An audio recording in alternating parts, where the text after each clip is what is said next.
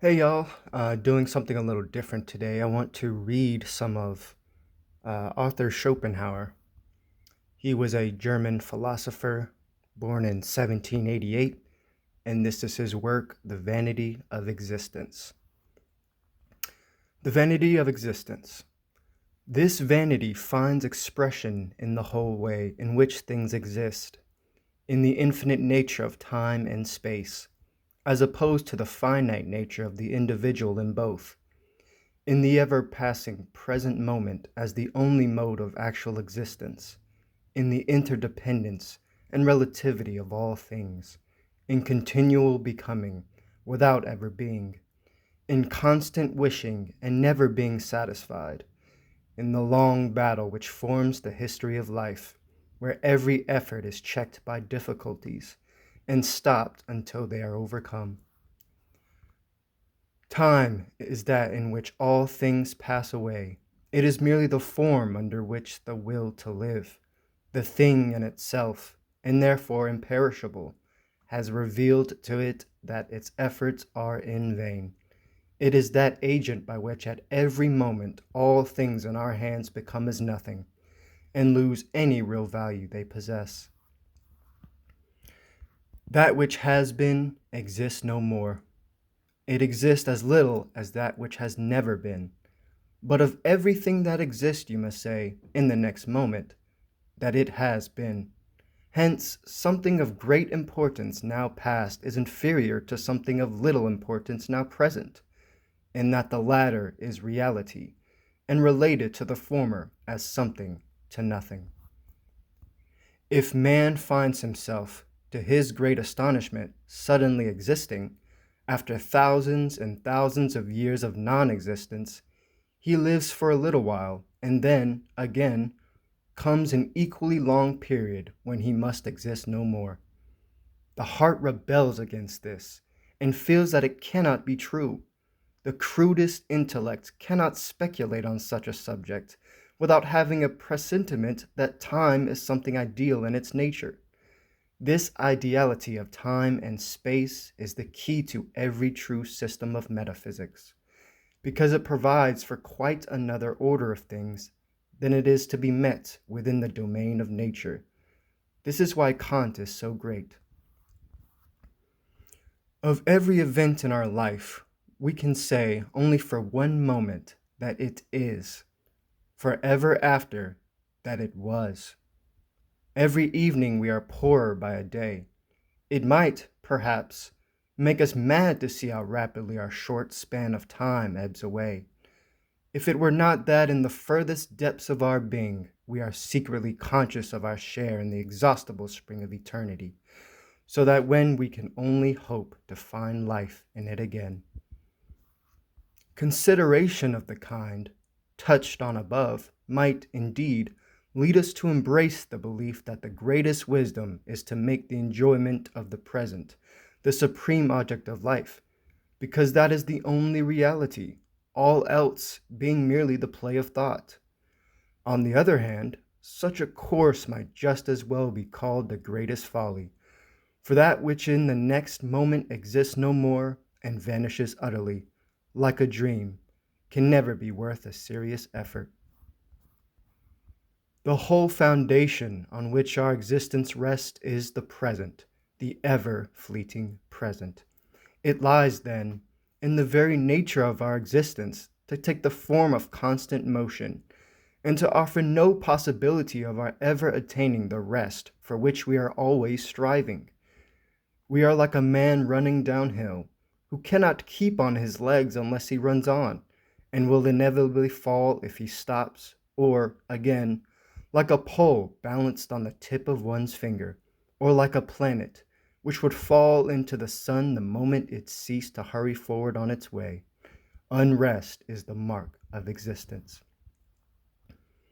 In a world where all is unstable and naught can endure, but is swept onwards at once in the hurrying whirlpool of change, where a man, if he is to keep erect at all, must always be advancing and moving, like an acrobat on a rope, in such a world, happiness is inconceivable. How can it dwell where, as Plato says, Continual becoming and never being is the sole form of his existence. In the first place, a man never is happy, but spends his whole life in striving after something which he thinks will make him so. He seldom obtains his goal, and when he does, it is only to be disappointed. He is mostly shipwrecked in the end, and comes into harbor with mast and rigging gone. And then it is all one where he has been happy or miserable, for his life was never anything more than a present moment always vanishing, and now is over. At the same time, it is a wonderful thing that, in the world of human beings, as in that of animals in general, this manifold restless motion is produced and kept up by the agency of two simple impulses, hunger and the sexual instinct, aided a little, perhaps, by the influence of boredom, but by nothing else, and that, in the theatre of life, these suffice to form the primum mobile of how complicated a machinery, setting in motion how strange and varied a scene. On looking a little closer, we find that inorganic matter presents a constant conflict between chemical forces, which eventually works dissolution. And on the other hand, that organic life is impossible without continual change of matter, and cannot exist if it does not receive perpetual help from without. This is the realm of finality, and its opposite would be an infinite existence, exposed to no attack from without, and needing nothing to support it. Some timeless, changeless state, one and undiversified, the negative knowledge of which forms the dominant note of the Platonic philosophy. It is to some such state that this is the denial of the will to live openly up the way. To live opens up the way. The scenes of our life are like pictures done in rough mosaic. Looked at close, they produce no effect. There is nothing beautiful to be found in them unless you stand some distance off. So, to gain anything we have longed for is only to discover how vain and empty it is. And even though we are always living in expectation of better things, at the same time we often repent and long to have the past back again. We look upon the present as something to be put up with while it lasts, and serving only as the way towards our goal. Hence most people, if they glance back when they come to the end of life, will find that all along they have been living ad interim.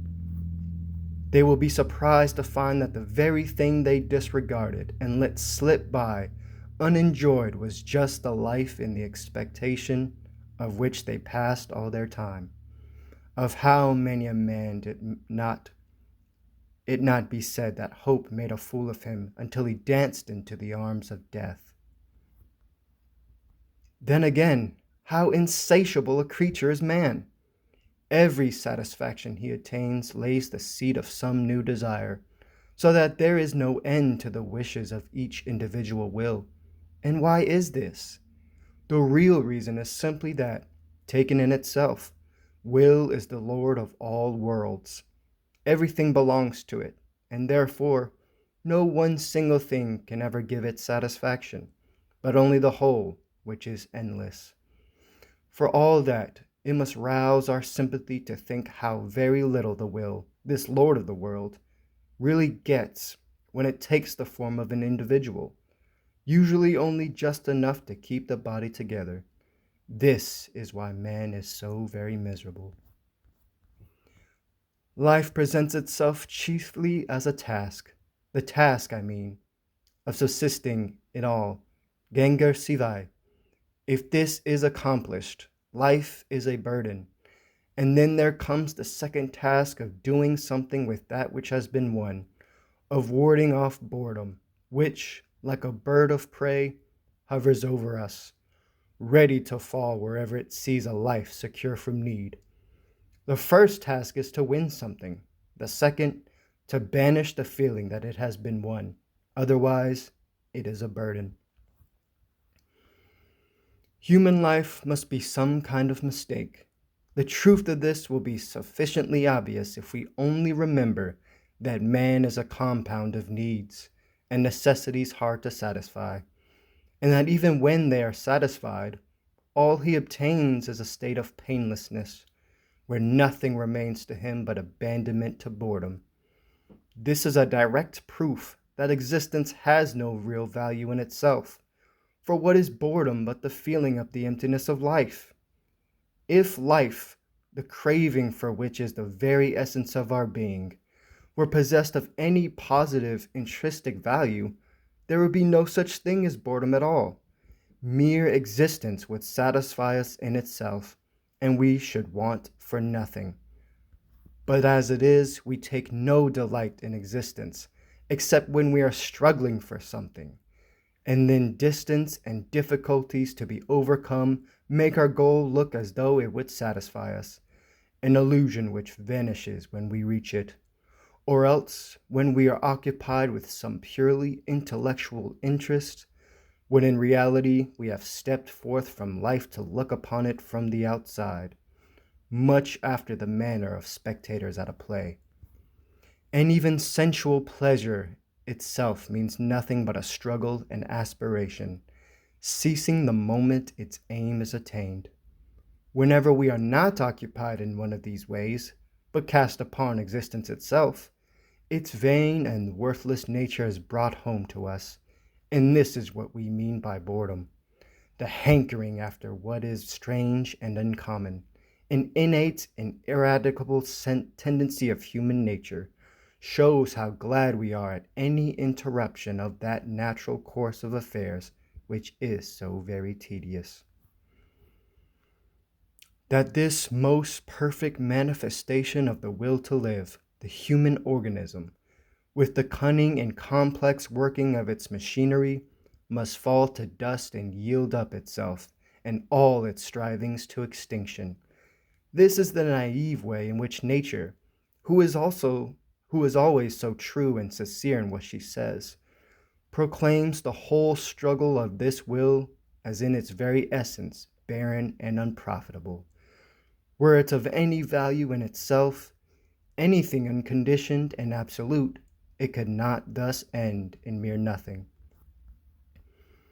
If we turn from contemplating the world as a whole, and, in particular, the generations of men as they live their little hour of mock existence, and then are swept away in rapid succession, if we turn from this and look at life in its small details as presented, say, in a comedy, how ridiculous it all seems! It is like a drop of water seen through a microscope, a single drop teeming with infusoria, or a speck of cheese full of mites invisible to the naked eye. How we laugh as they bustle about so eagerly, and struggle with one another in so tiny space, and whether here or in a little span of human life, this terrible activity produces a comic effect. It is only in the microscope that our life looks so big.